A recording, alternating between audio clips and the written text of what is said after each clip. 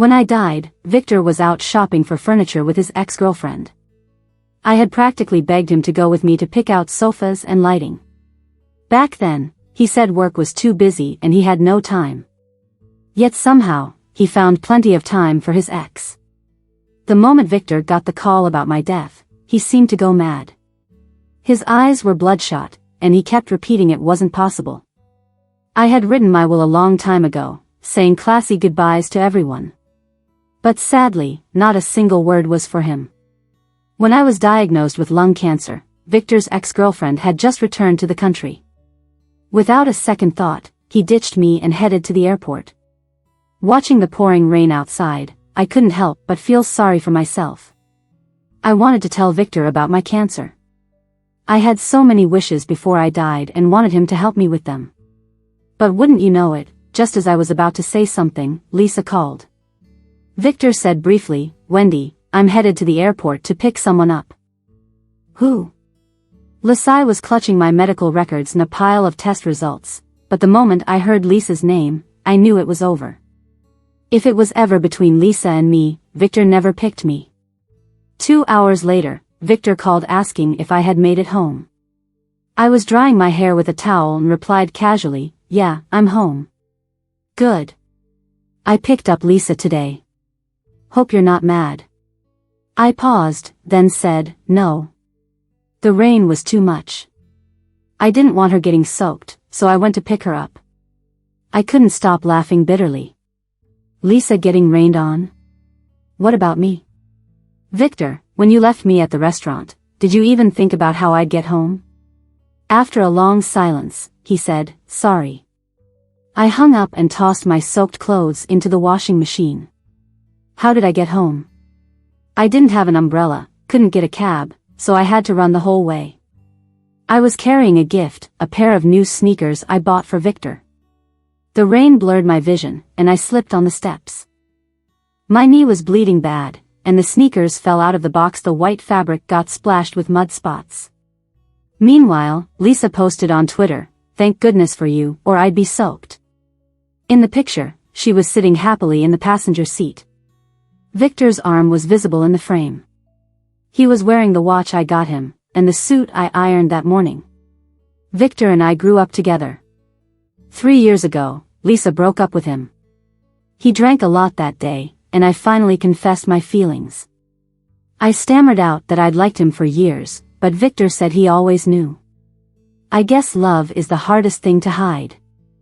I thought I was doing a great job keeping it secret, but turns out it was obvious. He kissed me in his drunken state. I was thrilled, felt like I caught a star. But for Victor? I guess I was just a firefly he caught for fun. On the first snow day, I spent a month's salary on a high-end scarf for him. It was dark gray, cashmere.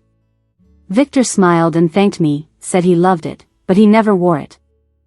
When it got cold, he always wrapped himself in a cheap, coarse orange scarf because Lisa made that one by hand. I once naively wondered if Victor liked handmade things more. So I put effort into knitting one too. Better in color, stitch, and texture than Lisa's. But he never wore it either. That's when I knew I could never replace Lisa. It was late night when Victor returned home. I was curled on the couch watching TV. Victor sat next to me, eyes downcast. "Wendy, Lisa just got back into the country and doesn't have a place. Could I?" I laughed. "You want her to stay here? And me move out?" Victor frowned. "Why do you have to be so difficult? I thought maybe she could stay in your small apartment. She has a kid, it'd be convenient." "Lisa has a kid?" Victor rubbed his forehead, sounding annoyed. "She just got divorced, got a kid, it's not easy. Don't make it hard for her." I only asked a couple of questions. "How is that making it hard?" "No way. That apartment is owned by Jenny and me. She'd need to agree too." But Victor didn't seem to care about Jenny's or my opinion even though it's our apartment we bought together. While I was at the hospital, hooked up to N4, I saw Lisa's tweet. "New place, new start." There was a photo of a clean, bright living room. Pink fabric sofa, white plush carpet, cute cat plushies. The cold fluid dripping into my veins felt like it was freezing my whole body. That's Jenny's and my small apartment. Everything there, we set up together. I called Victor, demanding, "You took Lisa to the apartment?" After a long silence, he said, "She couldn't find a place. It's empty anyway, so I let her stay a few days." With every drop from the 4, my heart sank deeper. I went crazy, crying hysterically for them to get out. But Victor casually said, "Don't be so heartless. Lisa's having a tough time. Can't you be a little sympathetic?" Sympathetic to Lisa? Who's sympathetic to me? I have nothing to call my own except that small apartment. I have a sister. The year she passed, my parents had me through IVF. They held me, crying, saying, "This is Wendy, she's come back to us." Wendy was my sister's name. My life started as a replacement. After she was gone, my parents poured all their emotions into me. Mom would always shell walnuts, soak them in honey for me. I guess that was how my sister liked them. Because I'm allergic to honey and I've never liked walnuts.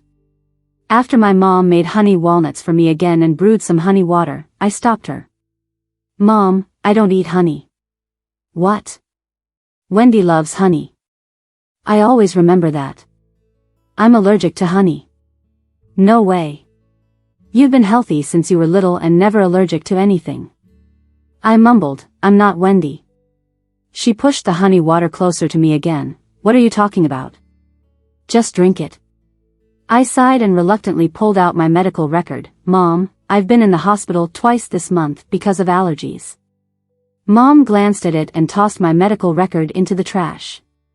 "They're wrong. A bunch of quacks can't even diagnose a cold." She looked at me coldly. "Don't you think I know if my own daughter has allergies? There's a cancer diagnosis slip in there, but she didn't even notice." "Whatever, I'm dying soon anyway. I wonder, after I die, will she have another daughter and pretend she's Wendy? She's too old for that. No way she can have another one." Tears rolled down my cheeks. I wasn't sure if I was laughing or crying. You wouldn't believe it, but the person who cared the most for me in the world is Victor's mom. Mary. She's such a kind and strong woman. Aunt Mary is very perceptive. Others couldn't see what was wrong with my parents, but she did. She kindly advised them to pay more attention to me. It's a shame my parents are so stubborn, they wouldn't listen to anyone. Aunt Mary would often hold me close and gently tell me, "You are yourself, not someone else. Wendy, you have to be strong no where. Wendy, don't hold back if you're hurt, Auntie's got your back." I think if it weren't for Aunt Mary, I would have been lost in this Wendy identity long ago. Later on, Victor and I went to the same middle school, high school, and even college. Aunt Mary always reminded Victor to take care of me. And he did. He bought breakfast for me, helped me with homework, and took me to the movies. During military training, when I fainted from heat exhaustion, he carried me to the medical room. The whole school was buzzing with rumors about me and him. My roommates gossiped that Victor seemed so concerned because he liked me. For a moment, I almost believed it, too. I was thrilled, thinking maybe Victor really liked me. But that afternoon, I saw him holding another girl's hand and explaining non-stop. He said, "Wendy is just like my sister. My mom asked me to look after her, so how can I ignore that?" Later, I found out that girl's name was Lisa. I watched as Victor pursued her, loudly and proudly. Lisa loved sunflowers, and he gave her one every day, even changing his Instagram avatar to a hand-drawn sunflower. Lisa loved fish, so he stood in line at the cafeteria at lunchtime to buy it for her, delivering it right to her dorm. One day, he wore a blue jacket, carrying tea, flowers, and fish. I jokingly teased him, saying he looked like a delivery guy. Victor laughed, "Don't say that. I'm almost out of money.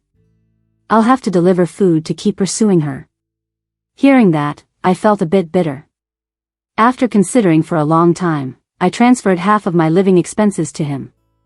Victor ruffled my hair hard. "Wendy, you're an angel.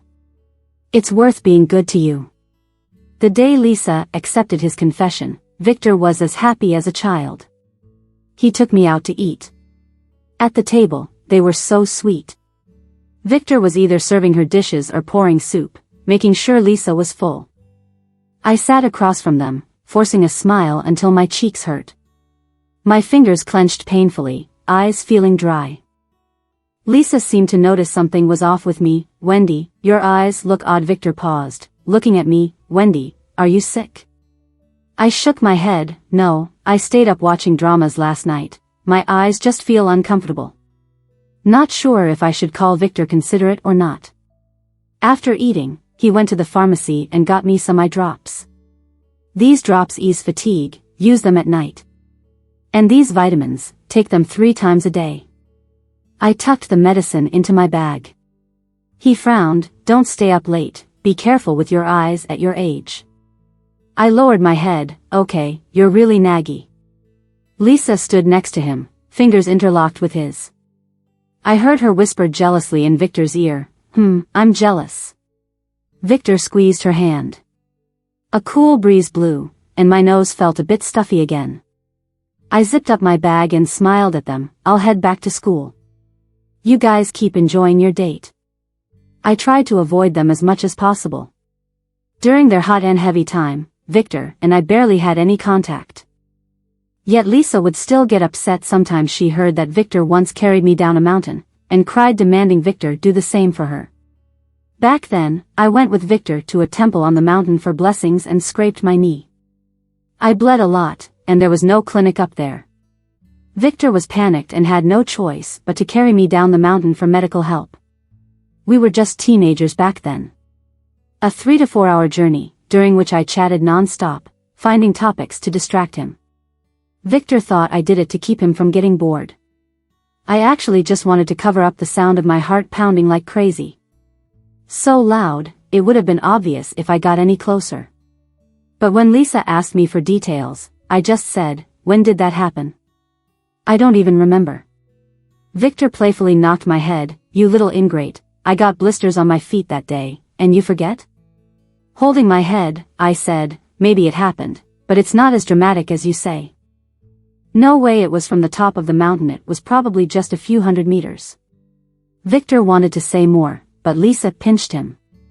That afternoon, Victor carried Lisa around the track 3 times. At 6 o'clock, the campus was bustling with activity. The playground is right between the cafeteria and the classroom building, so everyone passing by can see what's happening there. I was passing by with my books when I overheard people pointing at Victor. Is he crazy? Running while carrying his girlfriend? Maybe he just wants to show off. Ugh, that's embarrassing. That familiar feeling of secondhand embarrassment hit me. It was noisy around, but I clearly heard Victor say, 1,200 meters, is that good enough now? Definitely longer than the distance carrying Wendy. Jenny had told me many times not to put all my feelings into Victor. I'd always nod in agreement, but deep down, I'd think, too late. You really shouldn't meet someone this dazzling when you're young. Victor once carried me down a mountain, took me fishing in a creek, and set off fireworks holding my hand. I'd secretly tear up half my summer homework and laugh, saying no one would notice. When I craved roasted sweet potatoes, he'd keep them warm in his pockets, and they'd still be hot by the time we got home. Victor, as radiant as the sun and moon, appeared in my loneliest days. How do I look away from him? The day Lisa left for abroad, Victor got drunk. His eyes were red, repeatedly asking, "Am I that bad? What did I do wrong? Is her new boyfriend better looking than me?" I'd shake my head forcefully with each question. Then Lisa got married. Maybe he let go of all hope, which was why he finally turned some attention to me. After we got together, he often stared into the distance. I bet he was thinking of Lisa. But I didn't dare call him out on it or throw a fit. After all, I was the one who sneaked in. I felt like a thief, a shameful rat clinging to someone else's discarded treasure. My relationship with Victor was like plain water, tasteless. Although he was careful and considerate, something felt missing. Later, I realized it was the passion he once had for Lisa. His eyes used to burn when he looked at her, like nothing else mattered. Now his gaze softens on me, wrapping me in like familiar warmth. But now Lisa's back. Even though she's divorced and has a kid, Victor's more excited about her than he ever was about me. Dragging my feverish body, I went to the tiny apartment. The code was my birthday. I entered it with a blank face and opened the door. Lisa looked shocked. She wore a loose knit sweater, making formula for her child. "Wendy, what are you doing here?" I replied blankly, "This is my place." Lisa's eyes reddened with guilt. "I'm sorry, I didn't know." I sidestepped and walked in a few steps, seeing Victor cooking with a spatula. Such a cozy scene. They seemed like a real family. And I was the intruder, disturbing their peace. Lisa, full of guilt, asked, "Wendy, did you guys fight yesterday?" "It's my fault," Victor consoled her. "It's not your fault, don't overthink it." My gaze fell downward. Lisa explained to me, "Sorry, Wendy, I asked Victor to pick me up yesterday. I didn't know you guys had plans. It was like I was the outsider." I looked at Victor and asked, "What about you? Did you forget we had plans too?" His Adam's apple bobbed, but he couldn't say a word. Lisa's kid started crying, and she picked him up to soothe him. Her rolled-up sleeves exposed some noticeable scars. Noticing my gaze, Lisa smiled gently. "My ex-husband did this." What a pitiful woman. But I cynically suspected she showed them on purpose. Victor finally noticed the 4 mark on my hand. His eyebrows knitted as he grabbed my hand. "Wendy, did you get in 4? Are you feeling unwell?" I ignored him, suppressing a few coughs. He checked my forehead. "It's so hot. You have a fever? I'll take you home to rest." Victor wrapped an arm around me, leading me to the elevator without protest, but Lisa stopped him. "Victor, Coco won't stop crying. Can you hold him for a bit?" Victor glanced between me and Lisa, looking torn.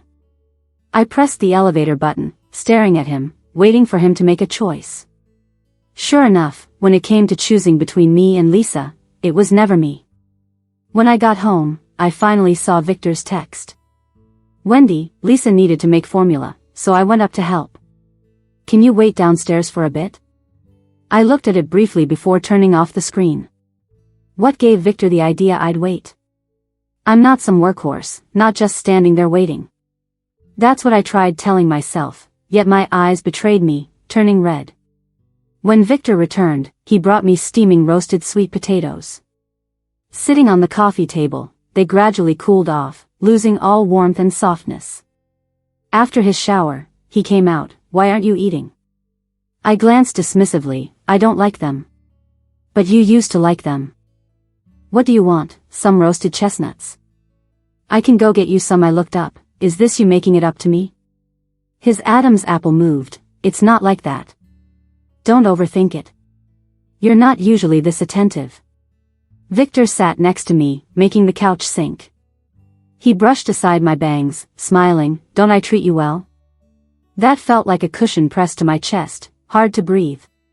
Honestly, Victor is good to me ordinarily. Without Lisa. Her presence takes much of his focus. Victor wrapped me gently in his arms. I froze for a moment and pulled away from the hug. He was about to say something when his phone rang again. I saw the name Lisa on the caller ID, and my heart sank like a deflated balloon. Victor hesitated for a few seconds before answering. Lisa's frail voice cried through the receiver. "Victor, can you please come help me? Coco suddenly has a fever, and I'm really scared." Victor didn't respond immediately but glanced at me. I pretended not to hear, stood up to turn off the TV, and got ready to head to my room for bed. Victor grabbed my arm and asked, "Wendy, is it okay if I go? Just to take her to the hospital." I calmly pulled my arm away. "Do what you want." I tossed and turned in bed. 5 minutes later, I heard the door open and close. Lost again. I tried counting the times I'd lost to Lisa, realizing I couldn't keep track. Getting cancer was hard to deal with, and I felt like I had no one to talk to. Victor was always busy helping out Lisa, and my parents didn't really care about me. I thought of Jenny, but didn't want to burden her. She was busy with wedding plans and completely overwhelmed. I mean, with her big day coming up, would I really want to damper her spirits with my troubles? After thinking it over, I couldn't find anyone to go with me to chemo, so I went alone. I spread out a few sheets of paper and started drafting my will. The first page was for Mary, the second for Jenny. After some thinking, I pulled out another sheet to write a few words to my parents. They've looked after me my whole life. I don't have much money, but they can have whatever's left as inheritance. When I finished, I let out a big sigh. My phone pinged. It was a message from Lisa. She said, "Wendy, I need to talk to you." Half an hour later, Lisa and I were sitting in a coffee shop. She looked pretty worn out. Being a single mom is tough. Lisa said, "I'm really sorry. I just couldn't trust anyone else with Coco, so I asked Victor to watch her for a bit." I subtly tightened my grip on my coffee cup. Lisa's tears glistened down her cheeks. She said, "Wendy, I really regret something. I shouldn't have rushed into marriage back then. I just went on those dates to get back at Victor. I was just trying to annoy him." A wave of helplessness washed over me. I asked, "Why are you telling me this?" Lisa wiped her tears.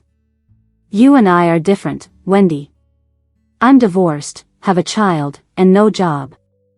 I can't seem to find any decent guy at Allie." Stared at her blankly. "Are you trying to get back with Victor?" "I'm sorry. But Victor is my lifeline. I literally have nothing. Wendy, can you let Victor go back to me, please?" Her words echoed in my mind. She said that she and Victor broke up because of me. She couldn't stand seeing me around and forced Victor to delete my contact, but he refused. She gave him a choice, Wendy or Lisa, but he wouldn't choose. They soon had a big fight, and Lisa left in anger. Every day after, she regretted it. And Victor? Does he feel the same? Did he think he picked the wrong person back then? No wonder he keeps leaving me to run to Lisa. I decided to end things. I asked him, "Victor, if I made you choose between me and Lisa, who would you choose?" Victor frowned. "Wendy, don't start this again. I'm serious. If today I asked you to delete all contact with Lisa, would you do it?" "Wendy, don't push me. Lisa is all alone." I pressed on. "If you don't agree, I'll break up with you." Victor didn't say a word. I forced a smile. "Victor, is this how Lisa gave you up?" His face froze for a moment. "She told you?" "Yeah, we were downstairs at the coffee shop while you were babysitting." Victor grabbed my hand. "Wendy, don't misunderstand. Lisa and I aren't what you think." His explanations were always so weak. If he were a total jerk, maybe I'd feel better. I'd get some payback and ruin his reputation. But Victor was like a big brother growing up, always there to protect me. He gave me my longest crush, from my teens until now. I saw him as my light in the darkness, the green leaf in winter, the hope that everything would thrive. But I'm dying. Why should I let Victor waste his life with someone terminally ill? "Victor, I'll make the decision for you." "Wendy, what are you talking about?" My eyes got hot, and I looked at him desperately. "Suddenly, I feel like I don't like you anymore. Wendy." "Victor, let's break up." I broke up with him and swiftly moved all my stuff out. Victor looked upset. He blocked the cab I'd called and pulled me out. "Wendy, have you had enough?" "Victor, I'm not joking. We aren't compatible. Did Lisa say something to you? Don't be mad. I won't contact her anymore, okay?" Frantically, he pulled out his phone. He even dropped it in the process. He opened Lisa's chat page. "Wendy, I'll delete her right now." Just as he was about to hit delete, a video call invitation from Lisa popped up. "Victor, where are you?" The atmosphere turned awkward. Victor licked his dry lips, looking a bit lost. "Lisa, I've got something going on right now. I'll call you back later." I scoffed in my heart. Weren't you supposed to delete Lisa's contact info? Why are you suddenly saying you'll call her back? Guess you were just trying to pacify me, right? Lisa coughed a couple of times, and Victor's eyes instantly turned from evasive to worried. "Lisa, what's wrong?" Are you catching a cold? I'm fine, Victor. It's just cold lately. When you come over tonight, bring some ginger, and I'll make ginger tea for you. Victor quickly hung up. Otherwise, I don't know what other flirty words I'd have to hear. Wendy, don't misunderstand. Lisa's moved to a new place, and I'm just going over tonight to congratulate her. Then, Lisa texted me too. Wendy, I moved to a new place, come over for hot pot tonight. Victor reached out to pull me along, but I pushed his hand away, my eyes brimming with tears. Victor, I really can't understand.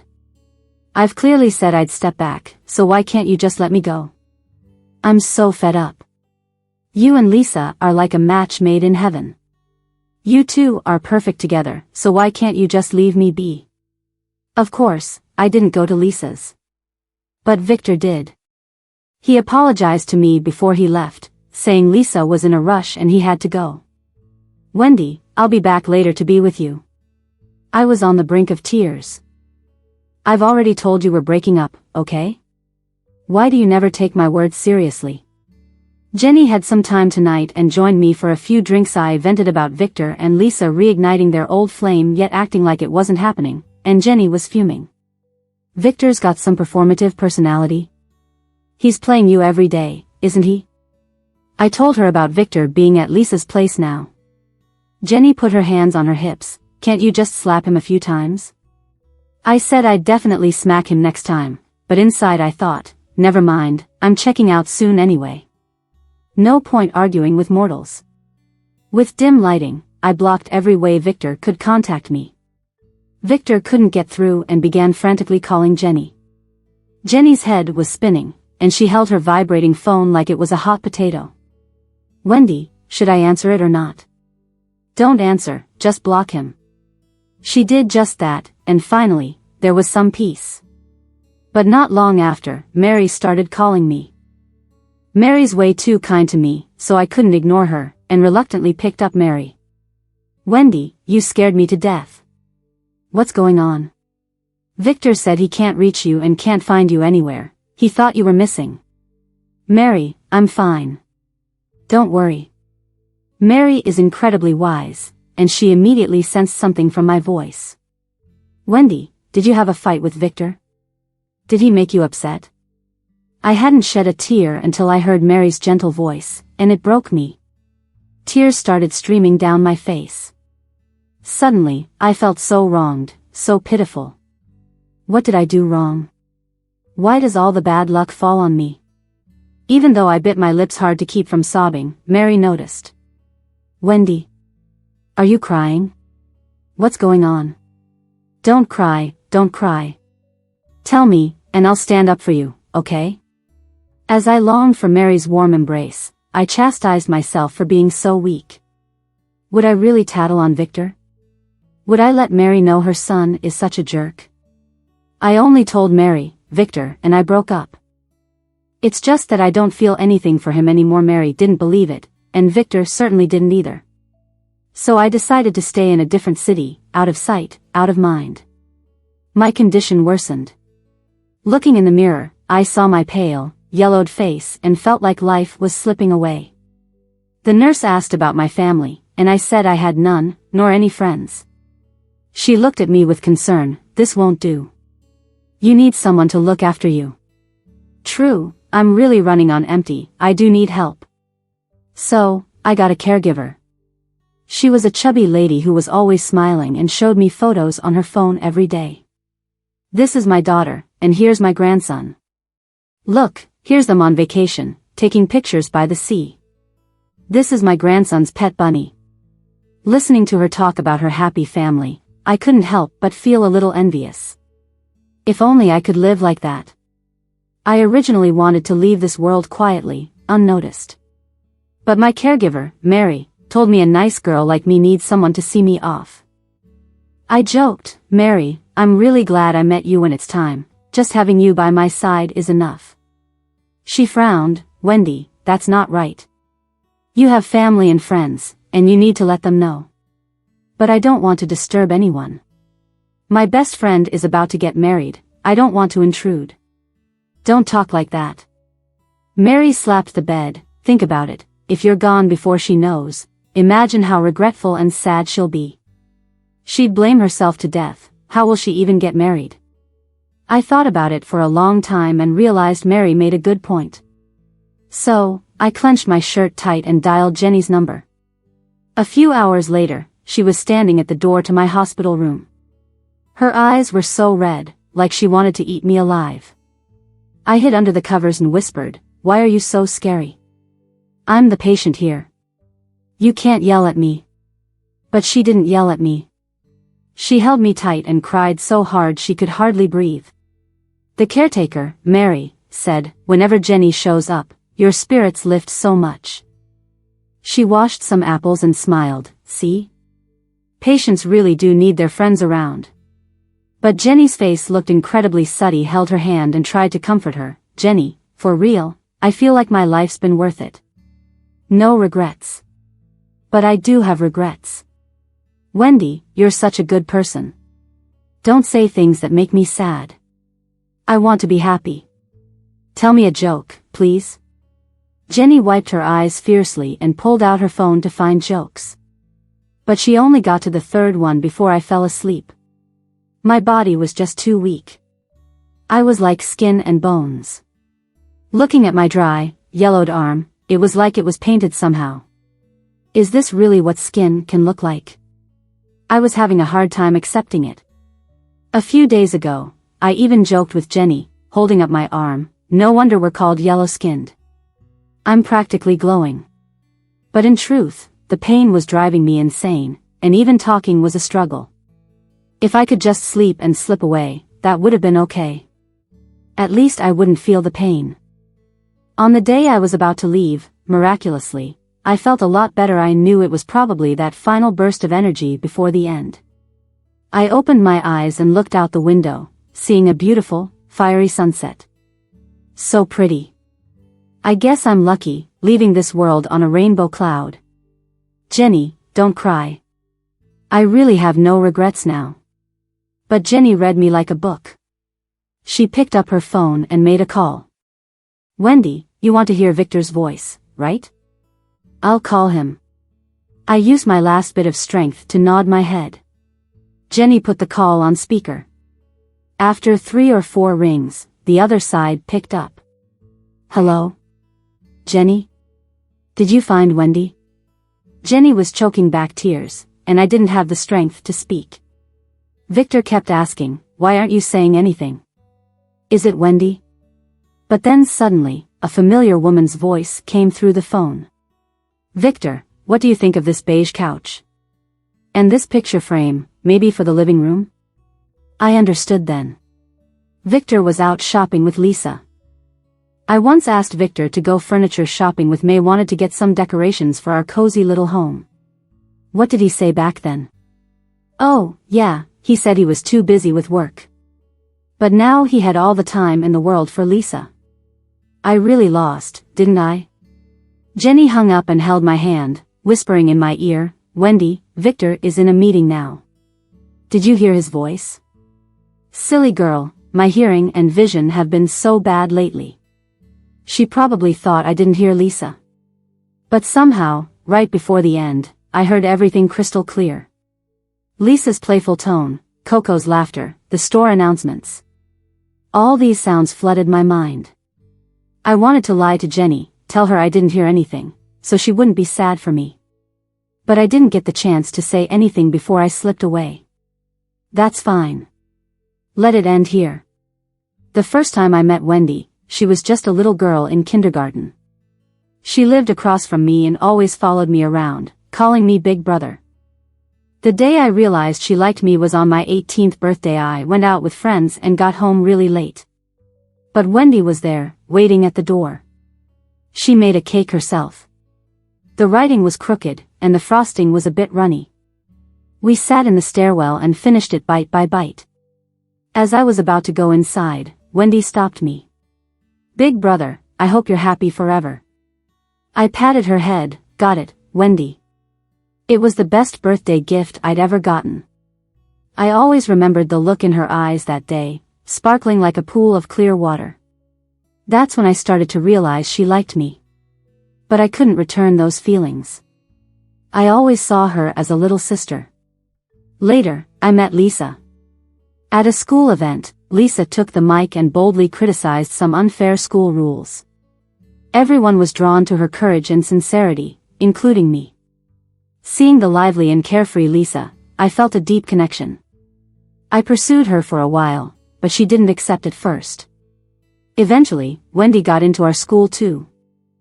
I showed her around campus, and we bumped into Lisa. Lisa raised an eyebrow, teasing, "Got a new recruit so quickly?" I didn't want her to get the wrong idea, so I quickly explained Wendy was just my neighbor's sister. Turning around, I noticed the sad look on Wendy's face.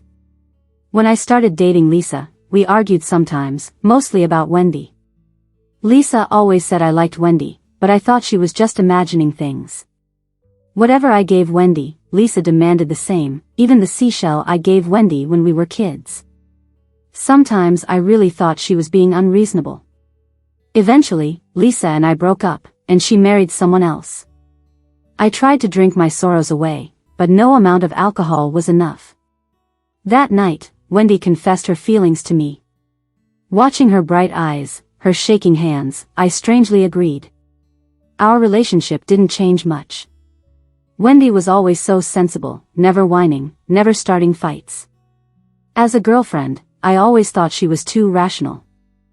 The first time she got upset with me was probably when I went to pick up Lisa. Lisa suddenly came back to the country with her child, right on a day when it was pouring rain. I didn't think much about it at the time. Just left Wendy and went straight to the airport. On the drive back, I realized I messed up. Wendy said she got home by bus, soaking wet the whole way. I felt so bad for her. I have this guilt when it comes to Lisa. She married some guy we had an arranged meeting with, just to get back at me. Her marriage didn't go well. All ended in divorce, and now she's raising a kid on her own. I stubbornly believe that I'm responsible for her unhappy marriage, so I try to make it up to her in every way I can. Deep down, I know I don't have feelings for Lisa anymore, just guilt and sympathy. But Wendy doesn't see it that way. She thinks I still have something for Lisa, and it's been causing a rift between us. I'm stuck in the middle, unable to satisfy either side completely. On one hand, I hate seeing Wendy upset over all this, but on the other hand, she gets jealous and argues with me. I felt like she became irrationally in love, which is exactly how it should feel, I guess. Suddenly, Wendy said she wanted to break up, and she left, taking all her stuff with her. I thought she was just being dramatic, that she'd get over it after a while. But she disappeared, and no matter how hard I tried, I couldn't find her. I know she misunderstood my situation with Lisa, but I could explain everything. Lisa did hint at wanting to get back together, but I made it clear I wasn't interested. She'd occasionally touch my arm, send flirty texts, and even taught her daughter to call me dad as a joke. I didn't want to lash out at her, so I just delicately told her I planned to marry Wendy. Who knew she'd go confront Wendy? If not for that, maybe Wendy wouldn't have gotten so angry. I've decided to cut ties with Lisa. She's in the past, and I feel I've done enough to make up for things over these past days. He told her not to look for me anymore. Lisa looked a bit upset but nodded anyway. "Victor," she asked, "could you please do me one last favor?" "What's that?" "I need to go to the furniture store to get a nightstand and lamp today. They're too heavy for me to carry back." Lisa's petite, so yeah, moving furniture isn't easy. I thought about it and agreed, "Lisa, this is the last time." She seemed really grateful. "Thank you, Victor. You're the best to me, I won't bother you again." I believed it was just a small favor, helping Lisa move that furniture. Little did I know, it had become a decision I'd regret deeply. While browsing at the furniture store with Lisa, Jenny called me. She's Wendy's bestie and usually hates my guts. When she sees me, it's like laser beams shooting from her eyes. If she was calling, it had to be important. But when I answered, there was just silence. Something hit me. "Wendy, is that you?" "Wendy?" Still nothing right then. Lisa walked over. "Victor, what do you think of this beige sofa? And this picture frame?" It'd look great in the living room. I frowned to tell her to hush, but the call ended abruptly. Tried calling back, got the voicemail. Anxiety started building up in me. Could something have happened to Wendy? Lisa wanted me to join her in the electronics section, but I was just too unsettled. Go by yourself, I need a moment alone, I blurted out. Lisa eyed me with concern. What's wrong, Victor? Want to head home? No, just get your stuff quickly and let's go, I replied. Get everything at once, I don't want another trip. A long wait later, still no word. Why did Jenny hang up suddenly? What's up with Wendy? Where is she now? Just as I was spiraling, I spotted Jenny. Rushing over to ask her what's going on, she slapped me hard. The pain was nothing compared to her look, eyes so red, it was scary. My heart sank. Jenny, did something happen to Wendy? Where is she? Jenny slapped me again. Why are you playing dumb now? You found someone new, haven't you? Lisa walked up just then with a scornful sneer. Jenny glanced at Lisa, or was Lisa the new old flame combo? Wendy was just nothing to you. I panicked, clutching Jenny's hand. What happened to Wendy? Jenny laughed bitterly. Wendy was really a fool. Only someone that dumb could have ever loved you. She shook me off and left. 3 days later, a text from Jenny told me to meet somewhere. Entering the place, I saw Wendy's parents, my mom, Jenny, and a stranger in a suit. Wendy. The suited man stood as I sat. I am Wendy's attorney. According to her will, her estate will be divided as follows. A will? What are you saying? I snapped, grabbing his collar. What will? My mom tried to calm me, crying, Victor, please, settle down. Seeing her devastated face, then Wendy's parents, all looking lost, I couldn't believe it. Alive or dead, show me Wendy. I demanded.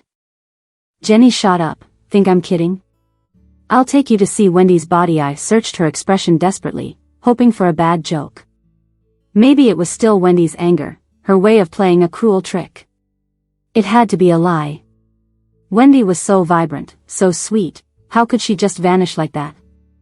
It had to be a conspiracy to deceive me, right? Yes, Wendy hasn't gone anywhere. She accepted my proposal, and we're about to marry. Jenny tugged at the corners of her mouth, tears streaming down as she said, Victor, you're such a hopeless romantic. Do you know when Wendy died? Suddenly, fragments of memories flashed in my mind, filling me with a sense of dread. Jenny, don't say it. Don't tell me. Please, don't. It was when you were out with Lisa to buy a photo frame. Wendy wanted to hear your voice one last time, but you were busy on a date. I grabbed my hair, feeling a pain in my heart like it was being torn apart. Wendy. How could she just be gone? Why on that day? Why did I agree to go with Lisa? After a long time of being in shock, I finally found my voice. Mom, is what she's saying true? My mom nodded with tears in her eyes. I collapsed onto the floor. The lawyer talked a lot afterward, but I didn't absorb a word of it. Before leaving, he said Wendy left 3 letters. One was for Jenny, one for my mom, and one for Wendy's parents. I was stunned for a while, finally realizing Wendy didn't leave a single word for me. Like a zombie, I aimlessly attended Wendy's funeral. Her parents seemed to have aged 10 years overnight. They were hunched over, their hair mostly turned white. People say if you want to see someone, they'll appear in your dreams. Maybe Wendy doesn't want to forgive me. I haven't dreamt of her even once. I'd been praying to gods, getting divinations, buying talismans and crystals by the pile. Every day, I hoped these things would have some effect. Even if I could just see her for a moment. Later, a colleague told me of an old wives' tale. They said if you hide scissors stained with blood under your pillow and light 3 incense sticks at night, you'll see the person you miss in your dreams. He told me it was made up by some fortune teller from his hometown. It's probably fake. But still, I tried it, hoping against hope. Incredibly, that night, I actually dreamt of Wendy. She looked a little thinner, her complexion a bit pale. I wanted to rush up and hug her tightly, but I was afraid I'd scare the dream away. I called out carefully, "Wendy?" Wendy seemed a bit out of it, looking at me, "Victor?" My tears fell uncontrollably. "Wendy, I haven't heard your voice in so long. I haven't seen you in so long. I really miss you." She just asked me, "Are you doing okay? You look a bit worn out." I had so much to say, wanting to explain, to ask her forgiveness, to tell her I love her dearly. But before I could say anything, the dream ended. I was woken up by a noise. The noise was a phone call. Suppressing my anger, I picked up my phone. It was Lisa calling. Suddenly, grief overwhelmed me, and I hurled the phone away. It smashed to pieces on the floor. What did I do wrong? Is Lisa my nemesis? Why does she always mess things up? I already told her the last time was the last time we'd meet. Why is she calling again? Can she not take a hint? I relit the 3 incense sticks and took the scissors from under the pillow. I pricked my hand again, doing exactly as before. I have to see Wendy again. Wendy's 3 letters. Mary, thank you for the warmth you've given me. I've always kept it in my heart. Victor is great, it's just that we weren't meant for each other. I'm sorry I couldn't be your daughter-in-law. If there's a next life, I'd like to be your daughter. Dad and Mom, I'm sorry for making you endure the pain of losing a child. I've worked for a few years and saved some money. It's all for you to retire on. Your daughter has not been a good child, do not worry about me. To the world's cutest Jenny. I'm guessing you're crying again. Strictly speaking, you're my only friend, so you're probably sick of being stuck with me. You helped me with the apartment, were my emotional advisor, and even pushed me to get promotions and raises. You always worried about my relationship with my parents. Busier than a teacher, really. But Jenny, having you in my life was truly wonderful. Without you, I wouldn't have been the strong, happy Wendy I became. The little apartment, I'm leaving it to you. It's proof of our striving for a good life. One more thing, my parents are getting old. If anything happens, please help them. I'm sorry, I promised to be your bridesmaid. But I couldn't even do that and ended up making you delay the wedding. Also, I said I'd be your kid's godmother. Don't know when you're planning to have a baby, but I've already bought a present. A little gold bracelet, really expensive, and you better keep it safe. My life wasn't smooth or particularly lucky. But I wish to transfer all my remaining luck to you. If I have another wish, my very last one is. I hope Jenny will be safe and happy in her marriage.